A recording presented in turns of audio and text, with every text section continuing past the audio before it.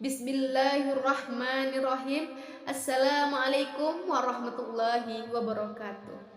Alhamdulillahilladzi an'ama bi ni'matil iman wal islam wa bihi nasta'in ala umurid dunya waddin. Wassalatu wassalamu ala asrofil anbiya'i wal mursalin nabina Muhammad sallallahu alaihi wasallam wa ala alihi wa ashabihi wattabi'in wa man tabi'ahum bi ihsanin ila yaumiddin. Asyhadu an la ilaha illallah wahdahu la syarikalah lahul mulkul haqqul mubin.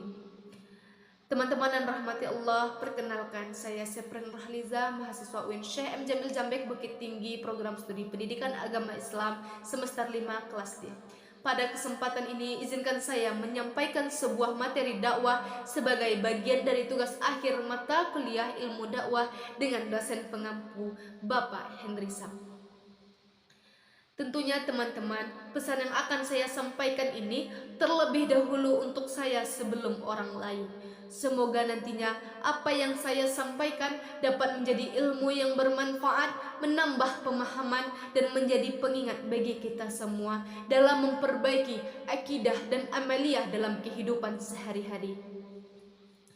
Teman-teman yang dirahmati Allah Subhanahu wa Ta'ala, pada kesempatan kali ini saya ingin mengajak kita semua untuk kembali menata akidah kita yakni keyakinan kita kepada Allah Subhanahu wa Ta'ala.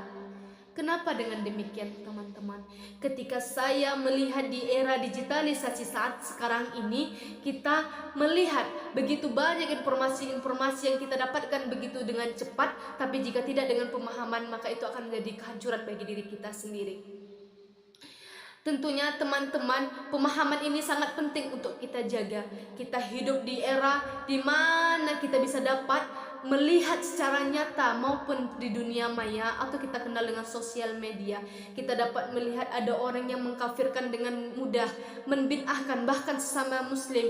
Nauzubillahi min zalik. Ada yang bersikap ekstrim, ada yang membawa ajaran yang asing yang bahkan tidak pernah dibawa oleh Rasulullah Shallallahu Alaihi Wasallam, sehingga ajaran tersebut tidak dikenal oleh para sahabat, tabi'in, dan ulama-ulama salaf.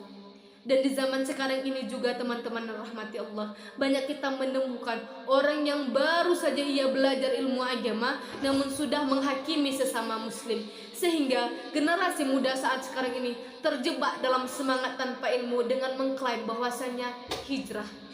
Padahal teman-teman yang dirahmati Allah, di sini saya ingin mengajak teman-teman bahwasanya makna hijrah yang sesungguhnya ialah awaludin ma'rifatullah, awal agama mengenal Allah. Karena tentunya apa? Ketika kita imanum billah wa imanum bi Rasulullah, kita harus beriman kepada Allah dan beriman kepada Rasulullah. Teman-teman yang dirahmati Allah Subhanahu wa Ta'ala, tentunya salah satu ayat yang menjadi pedoman bagi saya sendiri ialah Quran surah Asy-Syura ayat 11. Sebagaimana Allah berfirman, A'udzubillahi minasyaitonirrajim, bismillahirrahmanirrahim. Laisa kamitslihi syai'. Tidak ada sesuatu pun yang serupa dengannya.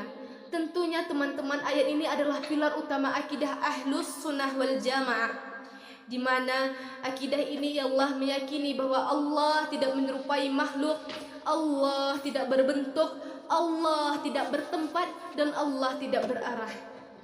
Dan Allah juga tidak terikat oleh ruang dan waktu teman-teman.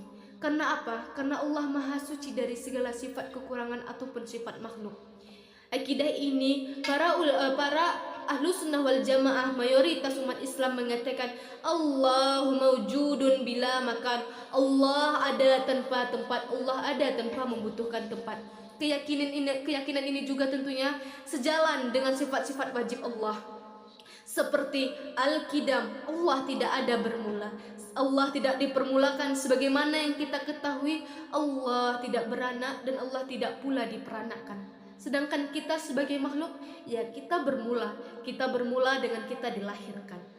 Kemudian sifat wajib Allah, Al-Baqa, Allah tidak berakhir, Allah itu kekal, Allah itu abadi, Allah tidak ada pengakhiran, di mana Allah tidak diliputi oleh masa. Sedangkan kita sebagai makhluk tentu akan berakhir dengan kematian.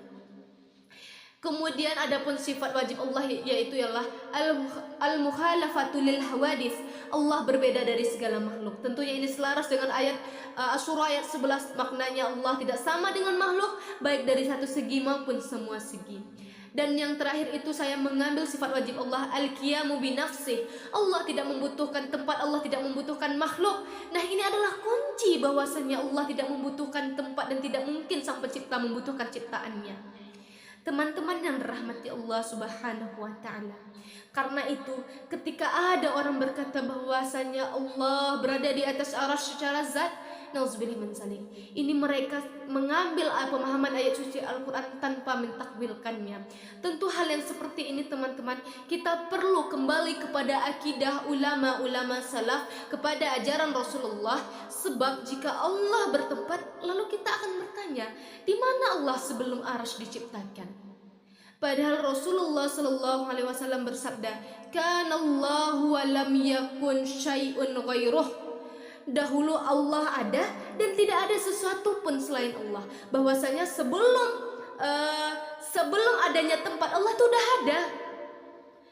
Maknanya ini menunjukkan bahwa Allah ada tanpa tempat, karena tempat adalah makhluk yang diciptakan kemudian. Kemudian ditegaskan oleh Sayyidina Ali radhiyallahu anhu, "Kanallahu wa la makan wa huwal ana ala ma alaihi kan." Maknanya Allah ada pada azal tanpa permulaan dan belum ada tempat, dan setelah Allah menciptakan tempat, Allah juga tetap ada tanpa tempat. Apa maksudnya di sini teman-teman? Bahwasanya mustahil bagi Allah sifat berubah dan berpindah.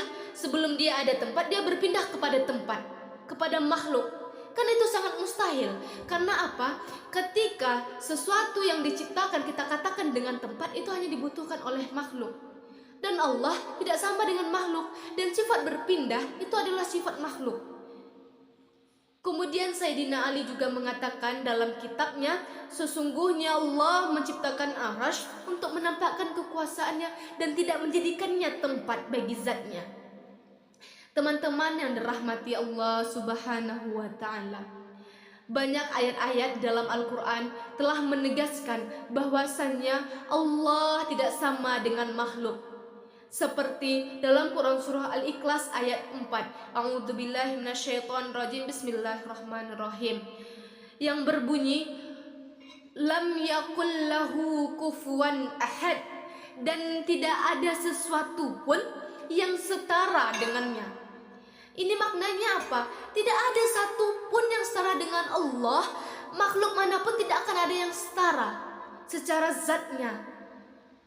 Sehingga kita melihat teman-teman di dalam Quran surah Al-Maryam juga ayat 65, A'udzubillahi minasyaitonirrajim, hal ta'lamu lahu samiyan. Artinya apa? Apakah engkau mengetahui sesuatu yang sama dengannya? Ini menekankan bahwasanya tidak ada penyamaan dengan yang lain. Quran surah An-Nahl ayat 74 juga mengatakan, fala tadribu lillahil amsal, innallaha ya'lamu wa antum la ta'lamun. Maka janganlah kamu mengadakan sekutu-sekutu bagi Allah. Sesungguhnya Allah mengetahui sedangkan kamu tidak mengetahui. Kemudian saya mengambil dalam Quran surah Ibrahim ayat 10 untuk menegaskan dalam hal ini, bermakna dan berbunyi, qalat rasuluhum afillah sakku fatiris samawati wal ard. Maknanya ialah Rasul-Rasul mereka berkata, apakah ada keraguan terhadap Allah yang menciptakan langit dan bumi? Ini kan penegasan bagi kita bahwa kita tidak boleh ragu akan adanya Allah. Allah tidak membutuhkan makhluk. Rasulullah sallallahu alaihi wasallam juga bersabda, tafakkaru fi khalqillah wa la tafakkaru fi dzatillah.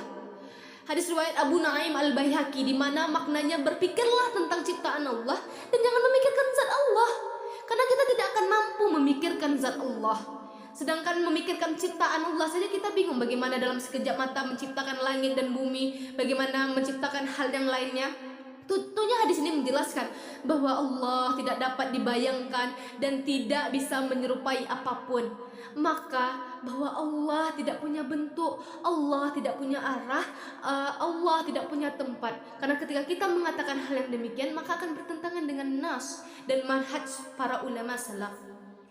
Dalam kitab Tarikhut Dimas, Zunan Al-Misri mengatakan, "Mahma tatawwarta bibalik fallahu bikhilafi dzalik." Apapun yang terlintas dalam benakmu tentang Allah, maka tidak akan sama seperti apa yang terlintas dalam benak tersebut. Bahwasanya teman-teman yang dirahmati Allah Subhanahu wa taala, kita perlu ketahui bahwasanya ini adalah akidah yang diajarkan oleh Rasulullah, akidah yang harus kita tegakkan dan kita pertahankan. Kenapa dengan demikian? Bahwasanya kita harus beriman kepada Allah sesuai dengan ajaran Rasulullah. Semoga nanti Allah meneguhkan iman kita, menjaga akidah kita, dan mematikan kita dalam keadaan husnul khatimah yang membawa iman dengan ajaran Rasulullah. Baiklah teman-teman, apabila terdapat kesalahan dalam penyampaian materi dakwah saya tersebut, saya mohon maaf karena saya dalam proses pembelajaran. Billahi taufiq wal hidayah. Assalamualaikum warahmatullahi wabarakatuh.